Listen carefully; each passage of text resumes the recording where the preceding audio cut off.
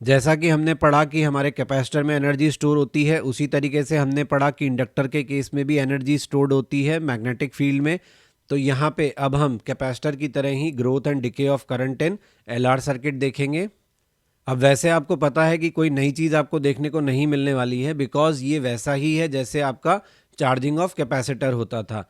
तो यहाँ भी क्या होगा कि आपका जो करंट है, पहले जब आप सर्किट को क्लोज करेंगे तो क्या होगा, आपका मेन करंट जो है वो बढ़ने लगेगा। मेन करंट के बढ़ने के कारण आपका फ्लक्स बढ़ने लगेगा। फ्लक्स का ऑपोजिशन कौन करता है? Induced current, induced EMF. तो वो भी इस चेंज को अपोज करने के लिए इंट्रोड्यूस होगा। यहाँ पे किसी भी इंस्टेंट पे अगर हमें करंट की वैल्यू लिखनी है तो जिस तरीके से हमने वहाँ पे चार्ज ऑन कैपेसिटर की वैल्यू लिखी थी, Q equal to Q naught 1 minus E की power minus T by R C, वैसे ही Q की जगह हमें यहाँ पे I का वैल्यू रखना है। और यहाँ T बाय आर सी की जगह क्या आ जाएगा?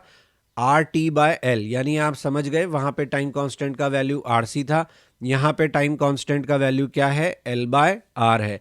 वही टाउ है, वही आर है, वही क्यू नॉट की तरह यहाँ पर आई नॉट है। तो आगे की कहानी भी आप समझ गए। जैसे चार्जिंग ऑफ कैपेसिटर में चार्ज ऑन कैपेसिटर का ग्राफ बना था और टी बराबर टाउ पर आपको 63% ऑफ मैक्सिमम वैल्यू मिला था, इसी तरीके से यहाँ भी आपको क्या मिलेगा? अगर आप टाइम को रखते हो टाउ के बराबर तो उस केस में आपको जो करंट मिलेगा वो मैक्सिमम का 0.63 यानी 63% ऑफ आई नॉट होगा। तो सब कुछ वैसा ही है, कुछ भी चेंज नहीं है, सिवाय इसके कि वहाँ पे आपको चार्ज की बात की गई थी, यहाँ पे किसकी बात की गई है? करंट की बात की गई है। और इसको डिफाइन भी हम ऐसे ही करते हैं टाइम कांस्टेंट को, कि ये वो टाइम है जिसमें आपका जो करंट है इंडक्टिव सर्किट में वो 63% राइज करता है अपनी मैक्सिमम वैल्यू के। तो अब हम इसको देखकर अपने ग्रोथ की बजाय अगर हम डिके ऑफ करंट की बात करें इन एलआर सर्किट, तो वो भी हम देख सकते हैं। जैसे डिस्चार्जिंग ऑफ कैपेसिटर था वैसे ही डिके ऑफ करंट का ग्राफ बनेगा। Dimension of L by R वही होंगे जैसे टाइम कांस्टेंट के लिए वहां बताया था कि आरसी के डायमेंशन क्या होंगे? जो टाइम के डायमेंशन होंगे। इसी तरीके से एल बाय आर के डायमेंशन भी वही होंगे जो टाइम के होंगे। यहाँ पे डिके ऑफ करंट की बात करते हैं तो जब इंडक्टिव डीसी सर्किट को ओपन कर दिया जाता है तो क्या होता है? आपके जो इंडक्टर में एनर्जी स्टोर्ड हुई थी, जैसे कैपेसिटर पे चार्ज स्टोर हुआ था, ऐसे इंडक्टर में आपके एनर्जी स्टोर्ड हुई है, वो एनर्जी यूटिलाइज होगी और वो अपना करंट फ्लो कराएगी सर्किट में, और वो डिक्रीज होते हुए मैग्नेटिक फ्लक्स को क्या करेगी? रोकने की कोशिश करेगी। यहाँ पे किसी भी इंस्टेंट पे करंट को हम कैसे लिखेंगे? सब कुछ वैसा ही है, कोई चेंज नहीं है। Q equal to Q naught E की power minus T by R C की जगह I equal to I naught E की power minus R T by L. जैसे वहाँ पे वैल्यू 30% रह जाती है, वैसे ही यहाँ भी 30% वैल्यू रह जाएगी। इनिशियल आप मैक्सिमम से चार्ज शुरू करोगे और धीरे धीरे इन्फिनिटी पे जाके क्या होगा? आपका करंट ज़ीरो हो जाएगा। तो अब हम बात करेंगे main applications of electromagnetic induction की। जैसे मैंने आपको शुरू में बताया कि ये रिवर्स कंसेप्ट था, जिसकी मदद से हमें ये पता लगा कि अगर इलेक्ट्रिक करंट के साथ में मैग्नेटिक फील्ड एसोसिएटेड है तो मैग्नेटिक फील्ड के साथ करंट भी एसोसिएट किया जा सकता है। कैसे किया जा सकता है? हमने गवर्न करने वाले रूल देख लिए। अब हम देखते हैं कि इन रूल्स को हम कहाँ पे अप्लाई करते हैं। तो जैसे जनरेटर में अप्लाई करते हैं, डीसी मोटर में अप्लाई करते हैं, ट्रांसफार्मर पर अप्लाई करते हैं। जनरेटर हमारे बेसिक पीरियोडिक ईएमआई पर बेस्ड है। पीरियोडिक ईएमआई क्या है? वही जो मैंने आपको बताया था, कॉइल को मैग्नेटिक फील्ड में रोटेट करिए, angle between magnetic field and area vector change करिए तो फ्लक्स चेंज होगा, ईएमएफ इंड्यूस होगा, पीरियोडिक ईएमएफ होगा। ये हम देख चुके। डीसी मोटर का फंडा अभी आप देखोगे। ट्रांसफार्मर मैंने बताया आपको म्यूचुअल इंडक्शन पे बेस्ड है। प्राइमरी कॉइल में जो करंट वेरी करेगा उसके कारण फ्लक्स इन सेकेंडरी चेंज होगा और उसकी वजह से इंड्यूस्ड ईएमएफ होगा। यहाँ पे एफिशिएंसी बात, अगर एफिशिएंसी की टर्म में बात करें तो हमारा सबसे कम लॉसेस जो होते हैं वो ट्रांसफार्मर में होते हैं। No mechanical losses for transformer, क्योंकि वहाँ पे कोई मूविंग एलिमेंट नहीं होता है। यहाँ पे एफिशिएंसी जो है ट्रांसफार्मर की हायर होती है as compared to generator and motor, अगर क्वेश्चन पूछ लिया जाए तो। कॉमन लॉसेस जो जनरेटर और ट्रांसफार्मर में आपको मिलते हैं वो कौन से होते हैं? जूल हीटिंग लॉसेस या कॉपर लॉसेस जिनको कहते हैं, आयरन लॉसेस। आयरन लॉसेस का मतलब एडी करंट के कारण होने वाले losses, hysteresis losses. Hysteresis losses के बारे में मैंने आपको बताया था। आप अपने मैग्नेटाइजेशन डीमैग्नेटाइजेशन करते हो तो मैग्नेटिक फील्ड के वेरिएशन के साथ आपका जो मटेरियल है उसका डीमैग्नेटाइजेशन होना और फिर मैग्नेटाइज होना, एरिया ऑफ हिस्टेरेसिस लूप याद है आपको?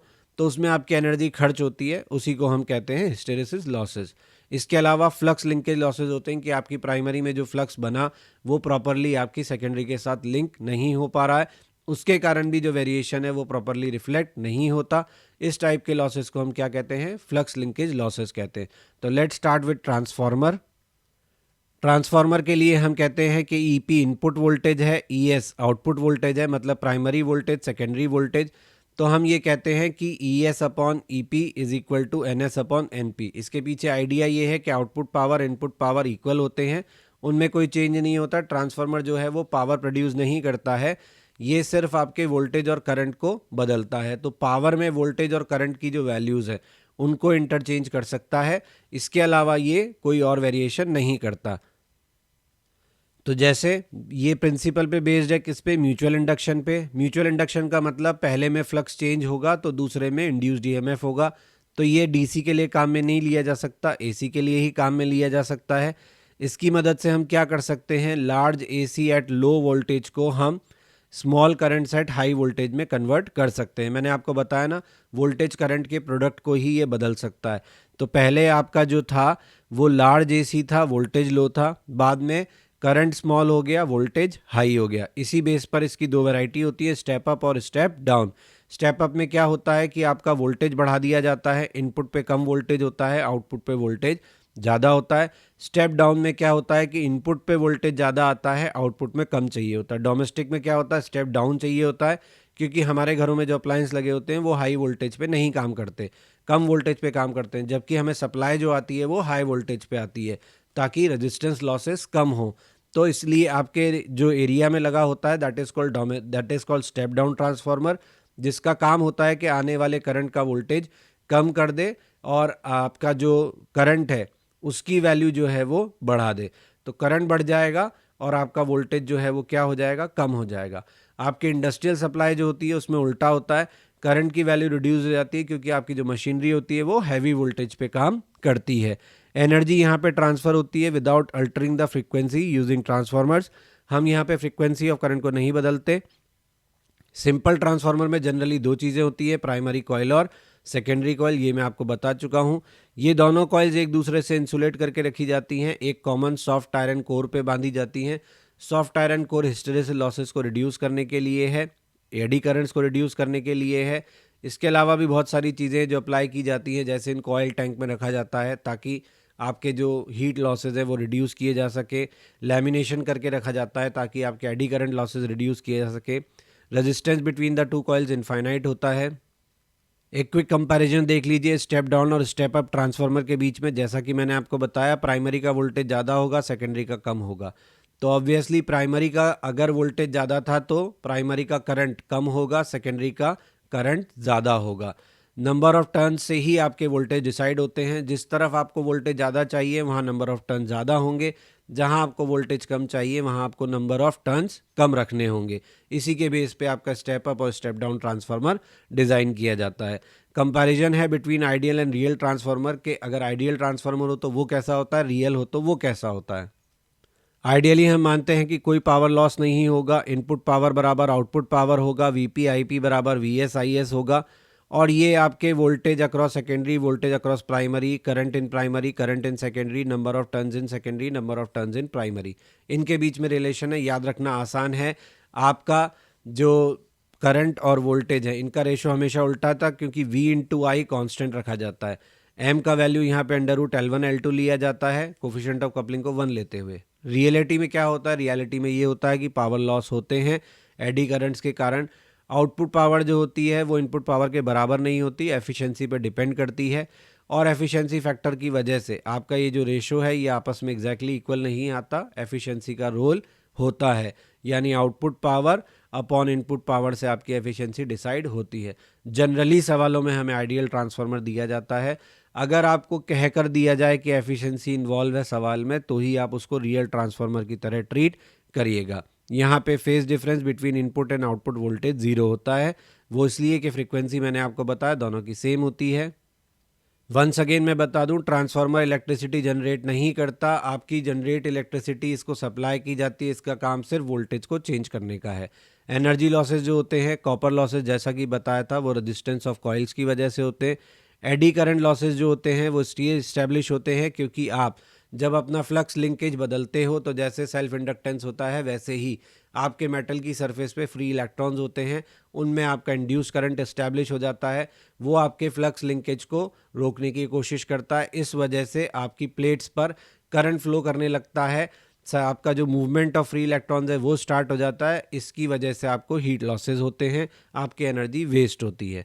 तो एडी करंट सेटअप हो जाते हैं आयरन कोर में। आयरन कोर रखी इसलिए जाती है ताकि प्राइमरी और सेकेंडरी के बीच में फ्लक्स लिंकेज प्रॉपर हो, लेकिन उसमें एडी करंट्स बनने लगते हैं। इसके लिए उसको लैमिनेट किया जाता है ताकि आपके जो कपलिंग है वो बढ़िया रहे और आपकी जो शीट्स हैं वो एक दूसरे से सेपरेटेड रहें और एडी करंट जो है उनको रिड्यूस किया जा सके। फ्लक्स लॉसेस क्या होते हैं, तो अगर आपकी कपलिंग प्रॉपर नहीं है तो आपका फ्लक्स भी लॉस होगा। तो अब आपको कपलिंग भी प्रॉपर रखनी है लेकिन आपको एडी करंट लॉसेस भी नहीं चाहिए, इसलिए लैमिनेशन करके रखा जाता है, सॉफ्ट आयरन कोर डाला जाता है। यूज़ कहाँ करते हैं, पावर स्टेशंस में, रेडियो टेलीविज़न में एट्सेट्रा में। जो हमारी डिवाइसेस होती हैं जिनके वोल्टेज हमें लोड चाहिए होते हैं, उनमें बेसिकली पहले ट्रांसफार्मर लगाते थे। आजकल तो डिजिटल टेक्नोलॉजी है हमारे पास, तो काफ़ी स्मॉल इलेक्ट्रॉनिक इक्विपमेंट्स आ गए हैं। ये पुरानी टेक्नोलॉजी है जिसमें ट्रांसफार्मर यूज़ किया जाता था। अब हम बात करेंगे मोटर की। इलेक्ट्रिक मोटर आप जानते हैं आपकी मिक्सी, ब्लेंडर एट्सेट्रा इन सब में होती है। इसका काम क्या होता है, आप इलेक्ट्रिकल एनर्जी देते हो, उसको मैकेनिकल एनर्जी में कन्वर्ट करती है। आपकी इलेक्ट्रिकल एनर्जी से वो रोटेशन करती है, रोटेशन की मदद से आप अपने काम कंप्लीट करते हो। Please like, share and subscribe my channel. Press bell icon for important notifications and update, ताकि टाइमली आपको सभी इंपॉर्टेंट अपलोड्स मिलते रहें। आप हमारा ब्लॉग भी विजिट कर सकते हैं, दैट इज़ क्वेश्चन नहीं बनता blogspot.com, जहाँ पे आपको सभी लेक्चर्स के रिटन फॉर्मेट में जो नोट्स हैं वो अवेलेबल हैं और क्वेश्चंस के सोल्यूशन अवेलेबल हैं। आपको कोई सजेशन है तो आप मुझे मेल कर सकते हैं, मेरा मेल आईडी यहाँ दिया हुआ है। फेसबुक पेज और इंस्टा पे आप टिप्स ऑफ द डे के लिए ज्वाइन कर सकते हैं।